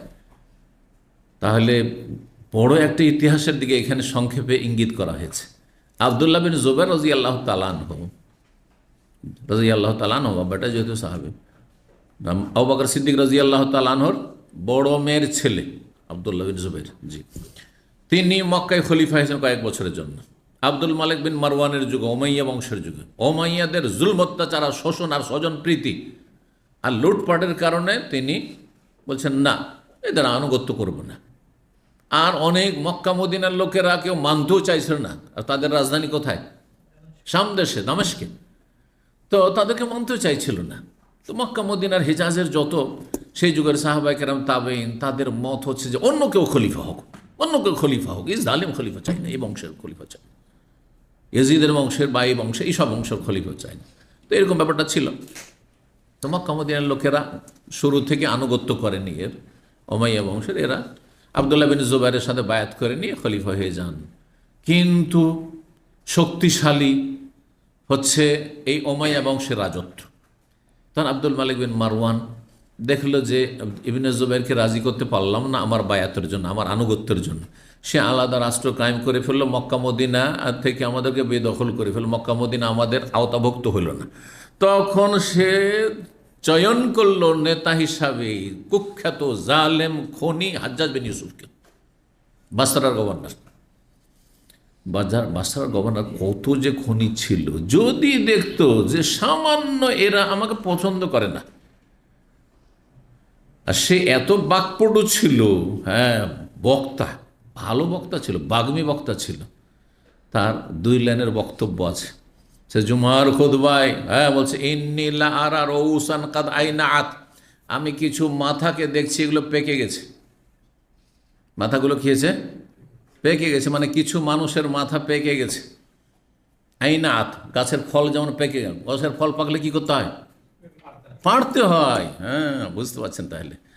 হ্যাঁ, ও হানা কেতা ফোহা, এখন যখন এই পেকে গেছে এই মাথাগুলো, তো এইগুলোকে কেটে বাড়িতে নিয়ে আসতে হবে। হ্যাঁ, ওয়া ইন্নী লা সাহেবহা, আর আমি এই কাজ করব, যে এই মাথাগুলোকে সবকে কাটবো। জি, 1,20,000 লোককে ধরে ধরে বন্দি করে মেরেছে এই জালেম কুখ্যাত। হ্যাঁ, তায়েফের সাকিব বংশ, দুর্দান্ত বংশেরই এই কুখ্যাত সন্তান। তো আলাইহি মিনাল্লাহি মা ইয়াস্তাহিকু, যা আফজা ইলা মা কাদ্দাম, বদদুয়া দেওয়ার দরকার নেই, লানত করা জায়েজ নয় কোনো মুসলিম ফাসেককে, কুখ্যাত হইল। কিন্তু এতটা বলো, যা কিছু করেছে পেয়ে গেছে, যা কিছু করেছে পেয়ে গেছে। তাবেঈনদের যুগের লোক, কিন্তু তার মানে এই নয় যে তাকে রাহিমাহুল্লাহ বলবেন না, মোটেই জায়েজ নয় রাহিমাহুল্লাহ বলা। জি, তো এই ব্যক্তি আসলে মক্কায় এসে দেখছে যে সহজে আবদুল্লাহ বিন জুবাইর এবং তার সেনাবাহিনী মুজাহিদিনদেরকে পরাস্ত করতে পারছে না। তখন সে কাবা ঘরের ওপর সেই যুগের আপনার আপনার যেটাকে বলা হয় আপনার পাথর নিক্ষেপ করার জন্য তোপ তোপ তোপ বলা হয়, তোপ বুঝেন? হ্যাঁ, কি বলে, আরেকটা ভাষাও আছে, তোপ, হ্যাঁ, কামান, আহসান্ত, কামান, কামান নিযুক্ত করেছিল, মিনজানিক যেটাকে বলা হয় মিনজানিক, আর সেটা দিয়ে বড় বড় পাথর দিয়ে আক্রমণ করেছিল। যে কাবারও ক্ষয়ক্ষতি হয়েছে, হারামের চারিদিকের ক্ষয়ক্ষতি হয়েছে, এবং বহু মানুষকে হত্যা করেছে, এই আল্লাহর ঘরের চারপাশে হারামে আব্দুল্লাহ বিন জুবাইরকে শহীদ করেছে এবং 7 দিন ধরে ফাঁসিতে ঝুলিয়ে রেখেছে, নাম হইতে দেয়নি, জানাজা পড়তে দেয়নি, তারপরে জানাজা হয়েছে। আল্লাহু আকবার। এই জালেমরা তো যাই হোক, যুগে যুগে যারা জালেম বড় কষ্ট পেয়েই মরেছে জালেমগুলো, এদের ঘটনা আছে, সময় নেই বলার। আর তারপরে যে কোনো জালেমের পরিণাম ভালো হয় না। ইন্নাহু লা ইফলিহু জালিম, আল্লাহ বলছে জালেম কখনো রেহাই পায় না, জালেম কখনো সফল কাম সাকসেস নয়, যতই জুলুম করুক না কেন। সে মুসলিম সমাজের জালেম করুক আর কাফের সমাজের বিজাতি জালেম করুক, জালেমের পরিণাম ভয়াবহ পরিণাম দুনিয়াতে আখিরাতে। জি, তো যাই হোক, এই যে ওইটা বছর ছিল হজের বছর, হজের সময় কাছে আসছিল, তো বলছে আমি নিরাপদ নয় যে এই বছরের লড়াই হইতে পারে। ফায়াসুদ্দুক আনিল বাইতে, হয়তো তুমি বাইতুল্লাহ পর্যন্ত পৌঁছিতে পারবে না, তুমি এদিকে তালবিয়া পড়ে হজে বেরিয়ে চলে যাচ্ছ, যেতে পারলে না, তখন বাধাগ্রস্ত হয়ে যেতে পারতো, যেও না। ফালাও আকামতা, সুতরাং এইখানে যদি মদিনায় অবস্থান করো যেও না। ইবনে ওমর যেহেতু মদিনায় থাকতেন রাদিয়াল্লাহু তাআলা, তার ছেলেকে বললেন যেও না। দাখাল ইবনে আব্দুল্লাহ যাহর ফিদা ফাকালা, না, ছেলে বলছে বাপকে, মুরব্বী হয়ে গেছেন, আব্দুল্লাহ বিন ওমরের বয়স হয়ে গেছে, বাপকে পরামর্শ দিয়েছে ফালাও আকামতা, প্রতি বছর হজ করতে যেতেন আব্দুল্লাহ বিন ওমর রাদিয়াল্লাহু তাআলা। তো আব্বাকে বলছেন আব্বা আপনি যান না, না হয়। ফাকালা বলছেন কাদ খারাজা রাসূলুল্লাহ সাল্লাল্লাহু আলাইহি ওয়াসাল্লাম, যাবো না কেন, নবী সাল্লাল্লাহু আলাইহি ওয়াসাল্লামের সুন্নাত মওজুদ রয়েছে, এইরকম হইলে কি করতে হবে তাও আমার জানা আছে, যাবো হজে, যদি না যেতে পারি, রাস্তায় বাধাগ্রস্ত হয়, কি করতে হবে করণীয় তাও মাসলা জানা আছে, হুদাইবিয়ার ঘটনা জানাই আছে। নবী সাল্লাল্লাহু আলাইহি ওয়াসাল্লাম যদি বাধাগ্রস্ত হয় তা আমি হইলাম তো কি হইল, কিন্তু যাবো, যাও। বলছেন কাদ খারাজা রাসূলুল্লাহ, রাসূলুল্লাহ বেরিয়ে গিয়েছেন, এরকম পরিস্থিতি। ফাহালা কুফার কোরাইশ বাইনা বাইনাল বাইতে, কিন্তু কোরাইশ বংশের কাফেররা তার মাঝে বাইতুল্লাহর মাঝে অন্তরায় হয়ে দাঁড়ায়, যেতে দেয় না, বাধা দেয়। ফাইন হিলা বাইনি ও বাইনাহু, সুতরাং আমার মাঝে আর কাবা ঘরের মাঝে যদি কোনো কিছু অন্তরায় হয়, বাধাগ্রস্ত হই, আফআলু কামা ফাআলা রাসূলুল্লাহ, যেমন রাসূলুল্লাহ করেছেন ওইরকম আমিও করব, আমিও ওখানেই কোরবানি পশু আছে জবাই টবাই করে দেবো আর হালাল হয়ে যাবো, ফিরে চলে আসবো। লাকাদ কানা লাকুম ফি রাসূলিল্লাহি উসওয়াতুন হাসানাহ, সূরা আহজাবের আয়াত 21 আল্লাহ বলেছেন রাসূলুল্লাহ সাল্লাল্লাহু আলাইহি ওয়াসাল্লামের ভিতরে তোমাদের জন্য রয়েছে উত্তম আদর্শ। সুম্মা কাল, তারপর বলে উশহিদুকুম আন্নী কাদ আওজাবতু মা উমরাতি হাজ্জান, আমি তোমাদেরকে সাক্ষী রাখছি যে আমি আমার উমরার সাথে হজকেও অপরিহার্য করে নিলাম, বা আমার ওপর বিধিবদ্ধ করে নিলাম, মানে দুটো নিয়ত একসাথে করলাম, হজে কেরান করলেন ওই বছর, যেহেতু মারামারি হইতে পারে, যুদ্ধ হইতে পারে, এরকম নিরাপত্তাহীনতা খানিকটা আছে, সুতরাং আলাদা আলাদা না করে একসাথে করিনি দুটো।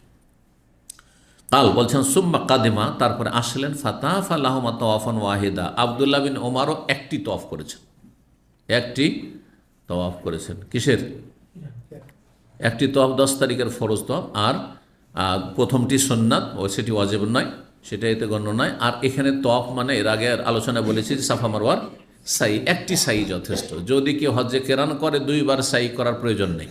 যদি প্রথমখানে তওয়াফে কদুমের সাথে সাই করে নিয়ে থাকে ওইটাই যথেষ্ট, আর 10 তারিখে সাই করার দরকার, শুধু তওয়াফ করবে। আর যদি প্রথম দিন না করে থাকে, শুধু তওয়াফ করে হয়তো সাফা মারওয়া সাই করেনি, তাহলে তো সাই হয়নি, তাহলে 10 তারিখে তওয়াফে ইফাজার পরে তারপরে সাই করবে। জি, 1640 নম্বর হাদিস। ইবনে ওমর রাদিয়াল্লাহু তাআলা আনহু বর্ণনা করছেন, আরাদাল হাজ্জা আমা নাজাল আল হাজ্জাজ ইবনে জুবাইর। এই যে এইখানে একটু কিছু খোলাসা হচ্ছে, আগের হাদিসটা, আগের ঘটনা বলে ফেলেছি। হজ করার ইচ্ছা পোষণ করলেন, হজ করার ইচ্ছা পোষণ করলেন ইবনে ওমর রাদিয়াল্লাহু তাআলা আনহুমা আমা নাজাল আল হাজ্জাজ, যেই বছর হাজ্জাজ বিন ইউসুফ জালেম এসেছিল ইবনে জুবাইরের উপর আক্রমণ করার জন্য। ইবনে জুবাইরকে আব্দুল্লাহ বিন জুবাইর। ফাকিল আল্লাহ, তখন তাকে বলা হলো, ইবনে ওমরকে বলা হলো, ইন্নান নাসা কায়নুন বাইনহুম কিতাল, মানুষের মাঝে এই বছরে যুদ্ধ হতে পারে, লড়াই হইতে পারে। ওয়া ইন্না নাখাফ আন ইয়াসুদ্দুক, আমাদেরকে ভয় লাগছে যে আপনাকে বাধাগ্রস্ত করবে, রাস্তায় আর যেতে পারবেন না, হ্যাঁ, সুতরাং আপনি এবছর না হয় হজে যেন না। ফাকালা, তখন তিনি বলেন, লাকাদ কানা লাকুম ফি রাসূলিল্লাহি উসওয়াতুন হাসানাহ, ইযান আসনাউ কামা সানা রাসূলুল্লাহ, যেমন রাসূলুল্লাহ করেছেন ওইরকম আমিও করবো, হুদাইবিয়ার সন্ধি যেমন করেছেন। ইন্নী উশহিদুক, আমি তোমাদেরকে সাক্ষী রাখছি, আন্নী কাদ আওজাবতু উমরাতান, আমি উমরা আমার আবশ্যক করে নিলাম, আর হজের সাথে উমরা একসাথে নিয়ত করে নিলাম। সুম্মা খারাজা, তারপর বেরিয়ে গেলেন। হাত্তা ইযা কানা বিজাহিরিল বাইদা, যখন বাইদা নামক স্থানের উঁচু এ জায়গায় গেলেন, এই জুলহুলাইফার কাছে উঁচু জায়গা, দেখবেন একটা উঁচু হয়ে আছে, জুলহুলাইফার মিকাতটা নিচু জায়গাতে আছে, খেয়াল করেছেন, আর রোডটা উঁচা, হ্যাঁ, তো ওই জায়গাটি যখন উঁচা হতে লেগেছে। কাল আম্মা শানুল হজ ওয়াল উমরা ইল্লা ওয়াহিদ, প্রথম তো উমরারই নিয়ত করেছিলেন, কিন্তু তারপরে তিনি ওখানে গিয়ে যখন এহরাম বাঁধছেন তখন বলছেন হজ উমরা তো একই ধরনের এবাদত, সুতরাং উশহেদু, তোমাদেরকে সাক্ষী রাখছি, আন্নি কাদ আউজাবতু হাজ্জান মা উমরাতি, উমরা আর হজ একসাথেই করে নিলাম, হজ্জে কেরান করে নিলাম। তাহলে কোনো মানুষ যদি হজে তামাত্ম করার সুযোগ থাকে তারপরও যদি কেরান করে জায়েজ, 3 হজের যে কোনো হজ করা জায়েজ। তবে উত্তম হজ হচ্ছে তামাত্ম হজ, প্রথম হজ যেটা জীবনের, সেটা উত্তম করার চেষ্টা করা উচিত, তাও জরুরি বলা যাবে না। জি, তো বলছেন যে তারপরে ওয়াহাদাহাদিয়ান, আর তারপরে কুরবানি জবাই করলেন। ইশতারাহ বিকোদাইদ, কোদাইদ নামক স্থানে তিনি খরিদ করেছিলেন। ওয়ালাম ইয়াজিদ আলা যালিক, এর বেশি কিছু করেননি। ফালাম ইয়ানহার, তিনি জবাই করেননি। ওয়ালাম ইয়াহিল হালাল হান মিন শাইইন হারাম মিনহু, যা কিছু ইহরাম অবস্থায় তিনি থাকলেন, কারণ হজে কেরানি নিয়ত করেছেন। ওয়ালাম ইয়াহলিক, মাথা মুন্ডন করেননি। ওয়ালাম ইয়াকাসসির, মাথার চুলও ছোট করেন। হাত্তা কানা ইয়াউমুন নাহর, কুরবানির দিন পর্যন্ত, কুরবানির দিন পর্যন্ত। হানাফি মাযহাবে যেহেতু কেরান উত্তম, সেই জন্য বাংলাদেশ থেকে এমন কিছু হুজুর টাইপের লোকেরা আসে, 1 মাস আগে এসছে, যে প্রথম ফ্লাইটে দ্বিতীয় ফ্লাইটে চলে আসবে, তারপর এহরাম পরেই ঘুরে বেড়াচ্ছে, এহরাম পরে এহরাম বদলাচ্ছে, 1 মাস 1.5 মাস 40 দিন ওইভাবেই থাকছে। তো করছে কষ্ট, কিন্তু এই কষ্ট করার কোনো প্রয়োজন, নবী সাল্লাল্লাহু আলাইহি ওয়াসাল্লাম তাগিদ করেছেন এবং আকাঙ্ক্ষাও করেছেন যে আমার কাছে কোরবান পশু না থাকলে এমনটাই করতাম, সেই জন্য উত্তম হচ্ছে হজ্জে তামাত্তু। তারপরে কোরবানি করার ফানাহারা ও হালাকা, মাথা মুন্ডন করলেন 10 তারিখে। ওরা আর আনকাদ কাজা তোয়াফাল হজ ওয়াল উমরা বিতাওয়াফিল আউয়াল, আর তিনি মনে করলেন যে তিনি হজ উমরার সাই কমপ্লিট করেছেন, সম্পূর্ণ করেছেন বেতাওয়াফিল আউয়াল, প্রথম তওয়াফ মানে প্রথম সাই দিয়ে, ওই যে এসেই সাই করেছেন, ওই সাইটাই কি হয়ে গেছে, যথেষ্ট হয়ে গেছে, আর সাই দ্বিতীয়বার করেন। এখানে তওয়াফ বলতে সাই। ওয়াকাল ইবনে ওমর, আব্দুল্লাহ ইবনে ওমর বলছেন কাযালিকা ফাআলা রাসূলুল্লাহ, এইভাবেই রাসূলুল্লাহ সাল্লাল্লাহু আলাইহি ওয়াসাল্লাম করেছেন।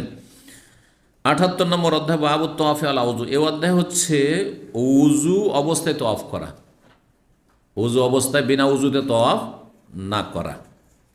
এই মর্মে কি জানা আছে, তওয়াফের জন্য উযু শর্ত না শর্ত নয়? শর্ত। অধিকাংশ আইম্মায়ে কেরাম ইখতিলাফ আছে, ইজমা নেই, মাসলা। ইমাম মালিক, শাফেঈ, আহমদ, 3 ইমাম আহলুল হাদিস মুহাদ্দিসিনদের কাছে উযু শর্ত তওয়াফের জন্য, উযু শর্ত তওয়াফের জন্য। ইমাম আবু হানিফা বা হানাফি মাযহাবে উযু শর্ত নাই, উযু করা ভালো, বাইতুল্লাহর তওয়াফের জন্য উযু করা উত্তম, ভালো, কিন্তু শর্ত নাই, মানে বিনা উযুতে কেউ যদি তওয়াফ করে তওয়াফ হয়ে যাবে। তারপরে যে তওয়াফের 2 রাকাত নামাজ পড়ে তখন উযু করতে হবে, কারণ তখন তো নামাজ তো আর বিনা উযুতে হবে না, বুঝতে পেরেছেন? ইমাম শাইখুল ইসলাম ইবনে তাইমিয়া রাহিমাহুল্লাহ, তিনি অনেক সময় অন্য মতকে প্রাধান্য দিয়েছেন। তিনি একজন বড় মুজতাহিদ ছিলেন। যদি আবু হানিফা, শাফি, মালিক, আহমদের দুই যুগ হইতো, তাহলে তার নামে একটা মযহাব কায়েম হতো, এত বড় ইমাম ছিলেন। ইমাম আবু হানিফা, শাফি, মালিক, আহমদ চাইতে কোনো ক্রমে তিনি কম এলেমওয়ালা মানুষ না। কোনো কোনো ক্ষেত্রে দেখা যায় সুবহানাল্লাহ, তার তাহকিক, তার গবেষণা, তার এলম অন্য এই সমস্ত ইমামকে ছাড়িয়ে যাবে। আল্লাহু আকবার, এত আল্লাহ এলেম দিয়েছিলেন। জি, একবার কোনো কথা শুনলে ভাষা বুঝেন না, ছোটকালকা তার ঘটনা আছে জীবনে, 2 জনে ঝগড়া করেছে, তর্কাতর্কি, ঝগড়া মারামারি করেছে, ভাষা বুঝেন না, ওদের ভাষা বুঝতেন না, সবাই টেপ হয়ে গেছে। আর সেটা সাক্ষী শুধু তিনি বলছেন যে আমি ভাষা তো বুঝিনি, কিন্তু আমি বলতে পারবো কি কি বলেছি, এ কি বলেছে, ও কি বলে, সব বলতে পারবো। আল্লাহ কিছু কিছু মানুষকে আল্লাহ স্মৃতিশক্তি এত বেশি দিয়েছেন যে যেটা মুজিজার মতো, কেরামতের মতো, অলৌকিক, অসাধারণ। রাহিমাহুল্লাহ তিনি বলছেন যে তওয়াফের জন্য উযু শর্ত, এর অকাট্য দলিল নেই, সুতরাং উযু করা উত্তম।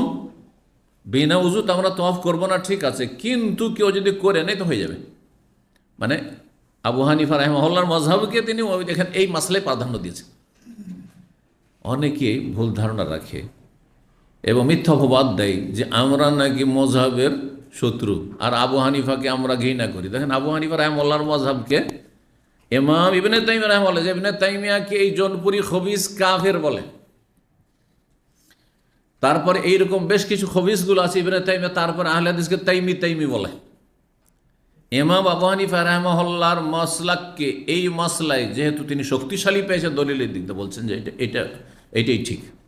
তিন ইমামের মযহাবের বিপরীত তিনি ফতোয়া দিয়েছেন।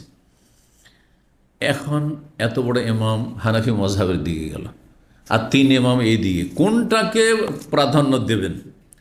এই ক্ষেত্রে আমরা যদি দেখি এই বিংশ শতাব্দীর পৃথিবীর তিনজন বড় আলেমের দুইজন, শেখ ইবনে বাজ এবং ইবনে উসাইমিন। শেখ ইবনে বাজ রাহিমাহুল্লাহ বলছেন তিন ইমামের সাথে, শাফি, মালিক, আহমদের সাথে এবং অধিকাংশ আহলুল হাদিস বা সালাফিরা, যে উজু শর্ত, উজু ছাড়া কি হবে না, তাওয়াফ করা চলবে না, এটি ফতোয়া তার। পক্ষান্তরে শেখ ইবনে উসাইমিন রাহিমাহুল্লাহ তিনি বলছেন যে উজু শর্তের অকাট্য দলিল নেই, তিনি সমর্থন করছেন ইবনে তাইমিয়ার মতকে আর হানাফি মযহাবকে এই ক্ষেত্রে। আর গতকালকে আমি বলেছি একটি কথা কার মনে আছে, আসল হচ্ছে যে আমরা উজু করেই করব, কিন্তু কেউ যদি ভিড় ভাড়ের পরিস্থিতিতে পড়ে যায়, রমজান মাসের ভিড়ে, হজের ভিড়ে, তওয়াফ শেষ হতে যাচ্ছিল, এই না যে তওয়াফের শুরুতে বিনা উজুতে ঢুকবে, বিনা উজুতে ঢুকতে বলবো না, উজু করে ঢুকেন, কিন্তু এক চক্র দুই চক্র বাকি আছে হয়তো, আর সেই সময় উজু নষ্ট হয়ে গেল, হাওয়া খারিজ হয়ে গেল, বলবেন যে যাও উজু করে এসো। যে এমন পেরেশানিতে পড়বে যে ওর বাস থাকলে দামামের লোক অনেক সময় তো বিদায় তো অফে এমন হয়, হ্যাঁ, যে বাসই ছুটে যায়, আপনার বড় সমস্যায় পড়ে যাবেন, আপনি ঢুকতেই পারলেন না হয়তো, আর সারাদিন আবার লেগে গেল ওতে। তো ইসলাম তো এত মুশকিল নাই, দলিলের ভিত্তিতে আপনাকে মুশকিল করতে হবে, দলিল না থাকলে কেন মুশকিল করবেন? আর দলিল শুধু কি আত-তাওয়াফু বিল বাইতি সলাতুন, কালকে শুনিয়েছি হাদিস, বাইতুল্লাহ তাওয়াফ হচ্ছে নামাজের মতো, তো নামাজের মতো সব দিক থেকে তো না, নামাজের মতো নেকির দিক থেকে, হ্যাঁ, নামাজের মতো আপনার খুশু খুজুর দিক থেকে, নামাজ যেমন খুশু খুজু করে আপনি একগ্রতার সাথে আপনি নামাজ পড়েন, তেমনই তওয়াফটা খেলাধুলা নয় যে আপনার মোবাইলে সেলফি চলছে, ছবি উঠাচ্ছেন এদিক সেদিক, না না না না, এগুলো খেলতামাশা, খেলতামাশা করতে গেছেন, কিসের ইবাদত করতে এসছেন? দুনিয়াদাররা এগুলো করে, কোনো ইবাদত করনে ভালো মানুষ এগুলো করতে যাবে না। তো কিন্তু তাহারাত পবিত্রতার জন্য একটিও কোনো দলিল নেই। আচ্ছা, এত সাহাবাই কেরামগণ নবী সাল্লাল্লাহু আলাইহি ওয়াসাল্লামের সাথে তওয়াফ করেছেন, নবী সাল্লাল্লাহু বিষয়টা ক্লিয়ার করে দিতেন না যদি শক্তভাবে শর্ত থাকতো যে বিনা উজুতে যেমন নামাজ হবে না, স্পষ্ট হাদিস আছে না নেই? কিন্তু বিনা উজুতে তওয়াফ হবে না, একটি হাদিস আছে? একটি হাদিস নেই। সেই জন্য হানাফি মযহাবের ফতোয়া এই ক্ষেত্রে এবং ইবনে তাইমিয়ার ফতোয়া আর ইবনে উসাইমিনের ফতোয়া সেটাই বেশি শক্তিশালী, বুঝতে পেরেছেন? ইমাম বুখারী রাহিমাহুল্লাহ এখানে নবী সাল্লাল্লাহু আলাইহি ওয়াসাল্লাম উজু করেছেন হাদিসটি নিয়েছেন, উজু করেছেন তো উজু তো নবী সবসময় উজুতে থাকার চেষ্টা করতেন, বোঝা গেছে কিনা? জি। সুতরাং এটি আবশ্যক ফরজ হওয়ার শর্ত হওয়ার দলিল নাই, উত্তমের দলিল অবশ্যই। জি। 1641 নম্বর হাদিস বর্ণনা করছেন, এই হাদিস দিয়ে শেষ হবে ইনশাআল্লাহ। মোহাম্মদ বিন আব্দুর রহমান বিন নওফল কুরাইশী আন্নাহু সাআলা উরওয়া বিন জুবাইরকে জিজ্ঞেস করছেন, এই যে জুবাইর রাদিয়াল্লাহু তাআলা আনহুর ছেলে আব্দুল্লাহ যে খলিফা, মক্কার খলিফা, আর তার ছোট ভাই উরওয়া বড় ইমাম ফকিহ ছিলেন। কাল কাদ হাজ্জা রাসূলুল্লাহ সাল্লাল্লাহু আলাইহি ওয়াসাল্লাম, রাসূলুল্লাহ হজ করেছেন। তিনি আয়েশা রাদিয়াল্লাহু আমাকে জানিয়েছেন, তার খালা বোনের ছেলেকে জানিয়েছেন, আন্না আউওয়ালা শাইইন বাদা বিহি, নবী সাল্লাল্লাহু আলাইহি ওয়াসাল্লাম সর্বপ্রথম যে কাজটি শুরু করেছেন হিনা কাদেমা, মক্কা এসে, সেটা ইন্নাহু তাওয়াদ্দা বা আন্নাহু তাওয়াদ্দা, উযু করেছেন। মক্কা এসে কি করেছেন? উযু করেছেন। সুম্মা তাফা বিল বাইত, বাইতুল্লাহর তাওয়াফ করেছেন। সুম্মা লাম তাকুন উমরা, তারপরে আলাদা উমরা করেননি, কারণ নবী সাল্লাল্লাহু আলাইহি ওয়াসাল্লাম ওই কি ছিল, হজে কেরান ছিল, মানে চুল ছোট করেননি বা মাথা মনে করেননি। সুম্মা হাজ্জা আবু বকর রাদিয়াল্লাহু তাআলা হজ করেছেন। ফাকানা আউওয়ালা শাইইন বাদাবে, সর্বপ্রথম যে কাজটি শুরু করেছেন বাইতুল্লাহর তাওয়াফ। সুম্মা লাম তাকুন উমরা, আর তারপর উমরা আলাদা করেন, তিনি হজে কেরান করেছেন। সুম্মা ওমর রাদিয়াল্লাহু তাআলা আসেন মিসলে যালিক, এইরকমই করেছেন, মানে হজে কেরান করেছেন। সুম্মা হাজ্জা উসমান রাদিয়াল্লাহু হজ করেছেন। ফারাআইতুহু, তাকে দেখেছি, আন আউওয়ালু শাইইন বাদাবে, এই সর্বপ্রথম যে কাজটি শুরু করেছেন আত-তাওয়াফু বিল বাইত, বাইতুল্লাহর তাওয়াফ। সুম্মা লাম তাকুন উমরা, তারপরে উমরা করেননি, মানে তিনি সুম্মা লাম তাকুন, তারপরে তিনি সেটি উমরা হয়নি, মানে উমরা শেষ করেন, একসাথে হজে কেরান করেছেন। সুম্মা মুআবিয়া, তারপরে মুআবিয়া এসেছেন, আব্দুল্লাহ বিন ওমর এসেছেন। সুম্মা হাজাজতু মা ইবনে জুবাইর, তারপরে আব্দুল্লাহ বিন জুবাইরের সাথে হজ করেছি তিনি যখন খলিফা। ফাকানা আউওয়ালা শাইইন বাদা, সর্বপ্রথম যে কাজটি দিয়ে শুরু করে তাওয়াফুল বাইত, বাইতুল্লাহ তাওয়াফ করেছে। সুম্মা লাম তাকুন উমরা, তারপরে সেটি উমরা হয়নি, মানে উমরা কমপ্লিট আলাদা করে করেননি, একসাথে হজে কেরান করেছেন। সুম্মা রাওয়াইতুল মুহাজিরিন ওয়াল আনসার, মুহাজির আনসারকে দেখেছি ইয়াফআলুনা যালিকা, এরকম করতে দেখেছি। সুম্মা লাম তাকুন উমরা, উমরা আলাদা। সুম্মা আখিরু মান রাআইতু ফাআলা যালিকা ইবনে উমর, সর্বশেষ দেখেছি আব্দুল্লাহ ইবনে উমর রাদিয়াল্লাহু তাআলা আনহুমাকে। সুম্মা লাম ইয়ানকুয উমরাতান, উমরা আলাদা করে ভেঙে দেননি, মানে একসাথে হজে কেরান করেছেন না। ওয়াহাযা ইবনে উমর ইনদাহুম, ইবনে উমর তাদের কাছে মওজুদ রয়েছে। ফালা ইয়াসআলুনাহু ওয়ালা আহাদান মিম্মান মাযা, তাকেও জিজ্ঞাসা করছেন না আর তার আগে যারা চলে গেছে তাদের কাউকে জিজ্ঞাসা করছে। মা কানু ইয়াবদাউনা বিশাইইন হিনা ইয়াদাউনা আকদাহুম মিনাত তাওয়াফি বিল বাইতি সুম্মা লা ইয়াহিল্লুন, তারা যখন প্রথম কদম রাখতেন মক্কায়, আর তারা কে মা কানু ইয়াবদাউনা বিশাইইন, অন্য কোনো কিছু দিয়ে শুরু করতেন না, বরং বাইতুল্লাহর তওয়াফ দিয়ে শুরু করতেন। প্রথম কাজ বাইতুল্লাহর তওয়াফ করা। সুম্মা লা ইয়াহিল্লুন, তারপরে তারা হালাল হতেন না, মানে হজে কেরানে থেকেতেন। ওয়াকাদ রাআইতু উম্মি ওয়া খালাতি হিনা তাকদুমান, বলছেন আমি আমার মাকে দেখেছি, উরওয়ার মাকে আসমা, এবং খালাকে দেখেছি, খালাকে আয়েশা রাদিয়াল্লাহু আনহা, হিনা তাকদমান, যখন তার আসতেন মক্কায়। লা তাবতাদিআন বিশাইইন আউওয়ালা মিনাল বাইতি, অন্য কোনো কিছু দিয়ে শুরু করতেন না বাইতুল্লাহ। প্রথম কি করতেন? তাতুফানেন, তওয়াফ করতেন বেহি বাইতুল্লাহ। সুম্মা ইন্নাহুম লা তাহিল্লান, তারপরে তারা হালাল হতেন, মানে হজে কেরান করতেন। হজে কেরান একটু সুবিধা হালকা করেছেন, কিন্তু নবী সাল্লাল্লাহু আলাইহি সাল্লামের সাথে সাহাবায়ে কেরামগণ যাদের কাছে কোরবানি পর্যন্ত সবাই হজে তামাত্তু করেছেন।